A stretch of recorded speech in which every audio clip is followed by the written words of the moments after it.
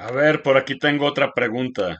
Abuelo, ¿cómo se comparan Cuba y Venezuela económica y socialmente? Te respondo, Cuba siempre fue y ha sido desde la Revolución Cubana un país parásito. Durante la Guerra Fría fue mantenida por la URSS, quien gastó el equivalente a miles de millones de dólares estadounidenses en ayuda para Cuba. Cuando la URSS colapsó, Cuba atravesó su peor crisis desde que se convirtió en comunista.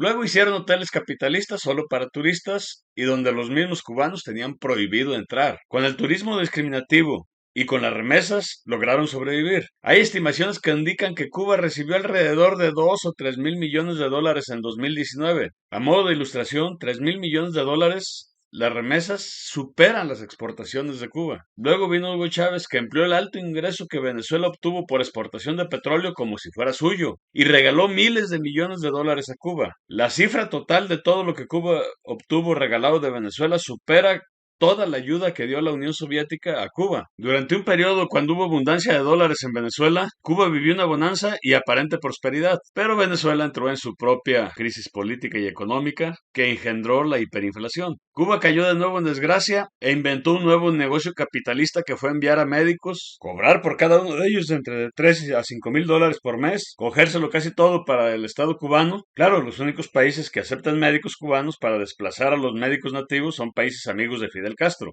De manera que también se trata de un subsidio que estos países entregan a la dictadura cubana. Cuba no produce suficiente de nada, ni siquiera produce suficiente jabón y tiene déficit en suministro de electricidad y agua potable. Es y ha sido desde la revolución un país parásito que vive de los demás. Ha quitado millones de dólares a China, a Rusia y otros países amigos que se atreven a prestarle dinero a Cuba. No puede pagarlo y luego depende de que le perdonen la deuda. A la Venezuela del socialismo del siglo XXI no solo fue Cuba, sino también Nicaragua, Argentina y algunos otros países en el Mar Caribe que se beneficiaron con los petrodólares que el chavismo ha repartido por el mundo. En cambio, ahora que Venezuela cayó en desgracia después que acabaron con la industria petrolera, la del hierro, la del aluminio, la generación de electricidad y por supuesto la producción nacional de alimentos, productos y servicios, no tiene a nadie a quien lo subsidie, quien le regale nada.